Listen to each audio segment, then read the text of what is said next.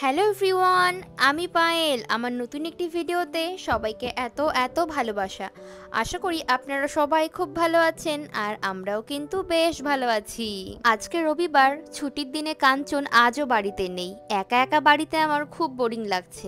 সকাল এখন 9টা মতো বাজে। আজকের ওয়েদারটাও না বেশ ভালো, রোদ্দুরের আজকে তেমন আর কোনো উত্তাপই নেই। গতকাল রাতে তো বেশ বৃষ্টি হয়েছিল, ওই জন্যই বোধহয় সকালের ওয়েদারটা এত মনোরম।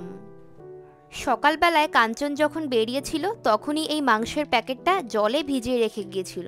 এখন তো বেশ সুন্দর নরম হয়ে গিয়েছে। আজকে এই মাংসের প্যাকেটটা খুলে আপনাদের দেখাবো এখানে কেমন মাটন পাওয়া যায়, আর দাম সম্পর্কেও বলবো, আর এদের টেস্টগুলো কেমন হয় সেটাও শেয়ার করব। প্যাকেটটা খুলে একটা বড় প্লাস্টিকের গামলার মধ্যে রাখলাম। এখন দেখতে বেশ সুবিধা হচ্ছে না কেমন কি পিস রয়েছে।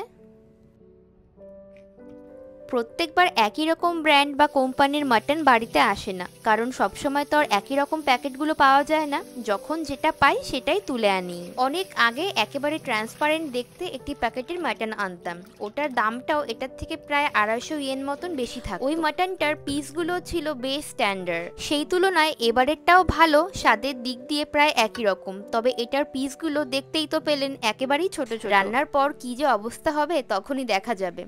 তবে মাটন বা খাসির মাংস একটু বড় বড় পিস হবে, রান্নার পর ঝালে ঝোলে আঙুল দিয়ে ভেঙে ভেঙে খাবো, তবেই না আসবে আসল মজা।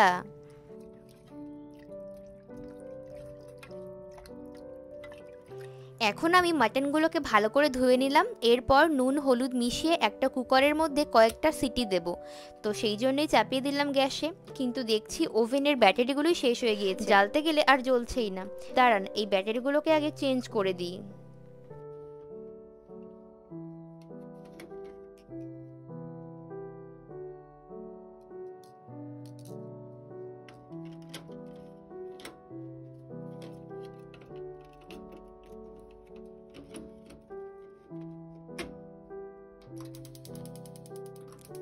বেশ, গ্যাসটা জ্বালিয়ে দিলাম। এবার হোক আস্তে আস্তে। এই ফাঁকে চলুন একটু কিছু ব্রেকফাস্ট করে নেই। গতকাল রাতে একটু খিচুড়ি করেছিলাম, সেটারই অল্প পরিমাণ রয়ে গিয়েছে, তাই মাইক্রো ওভেনে একবার ঘুরিয়ে নিলাম। এটা দিয়ে সকালের ব্রেকফাস্ট তো আমার জমেই যাবে। আর আমার ভিডিওগুলোতে আগেও আমি অনেকবার বলেছি খিচুড়ি খেতে আমি খুব ভালোবাসি, আর সে যদি হয় ভোগের খিচুড়ি তাহলে তো আর কোনো কথাই নেই। সে যাকগে, ভোগের খিচুড়ি নয় বরং এই ব্রেকফাস্টই আজকে আমার খিচুড়ি দিয়েই হোক।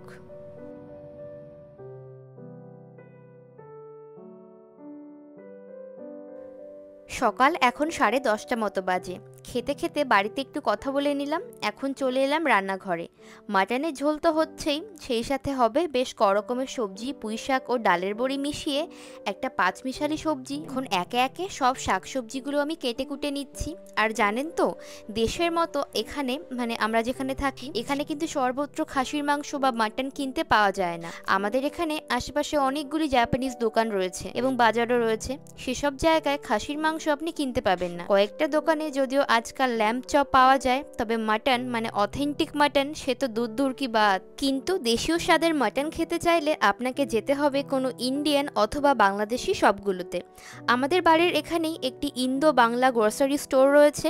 সেখানে মুদি বাজার থেকে শুরু করে মাছ, মাংস, ফ্রোজেন শাকসবজি এবং ফ্রোজেন মিষ্টিও পাওয়া যায়। বরাবরই আমরা সেখান থেকে মাটনটা নিয়ে আসি।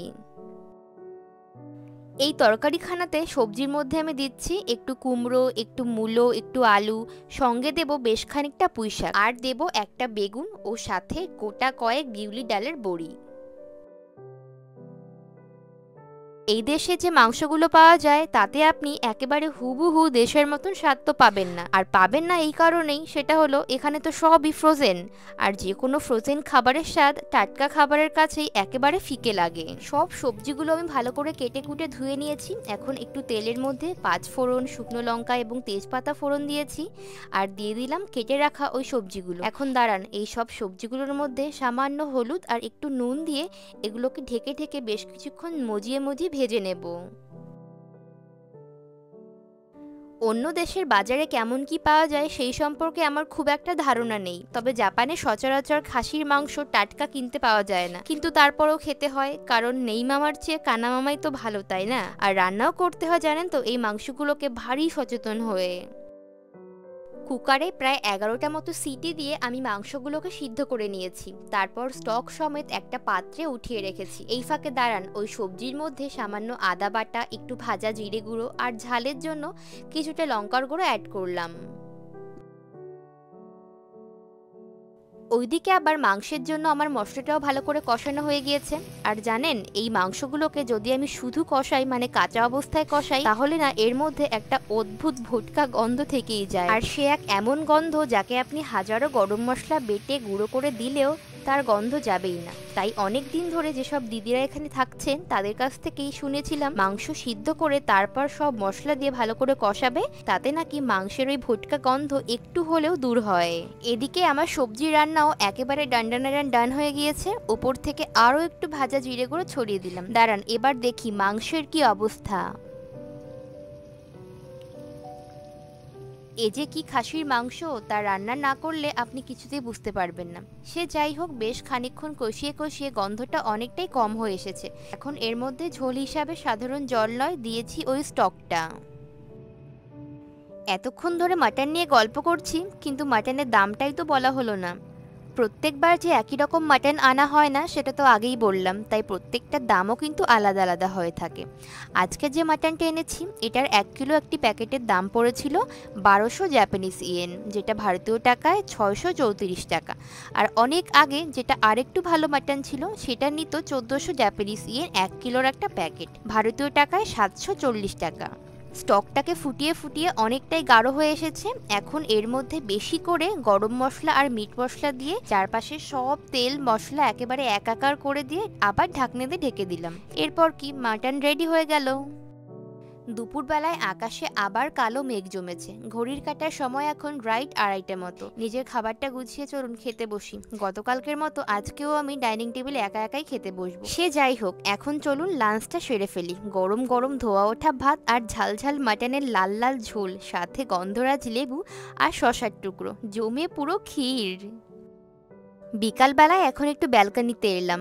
আগের দিন ওই যে লঙ্কাগুলো তুলেছিলাম, সাথে উচ্ছেও তুলেছিলাম, তখন না আপনাদের এই লঙ্কাগুলো দেখাতে একেবারে ভুলে গিয়েছিলাম। এটাই হলো সেই উপহার পাওয়া লঙ্কা গাছ। ভারী সুন্দর লঙ্কা এসেছে, খাওয়া হয়নি, কিন্তু এই লঙ্কা যে ঝাল হবে তা আমি গন্ধেই বুঝতে পেরে গিয়েছি। সূর্যাস্ত যাচ্ছে, এখন আমিও ঘরের কয়েকটা টুকিটাকি বাজার করতে বাইরে যাব। কাঞ্চন ওই পথ দিয়ে আসবে, তো দুজন মিলে একসঙ্গে কয়েকটা বাজার করে নিয়ে বাড়ি ফিরবো। গরমকাল তো, ওই জন্যে গরমকালের ফুল হিসাবে সবচেয়ে বিখ্যাত এই নয়নতারা আর সানফ্লাওয়ার এখন বাজারে ভীষণ দেখা যাচ্ছে।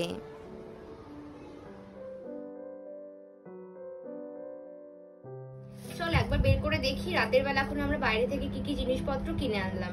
আইসক্রিম নয়, তবে জল বরফ এনেছি কিছু, তরমুজ, আলু, ঢেঁড়স, একটা বেন্তো বক্স, তারপর আরও এনেছি পিচ, বাঁধাকপি, এই সমস্ত কিছু আর কি। তো চলুন এগুলোকে টেবিলের মধ্যে সাজিয়ে রাখি, আর আজকের ভিডিওটাও এখানে শেষ করছি। ভালো লাগলে লাইক, কমেন্ট, শেয়ার আর সাবস্ক্রাইব করতে কিন্তু ভুলবেন না। আর প্লিজ আমার ফেসবুক পেজটাও ফলো করে দেবেন। দেখা হবে পরবর্তী ভ্লগে। সবাই ভালো থাকবেন, সুস্থ থাকবেন। Tata, bye bye.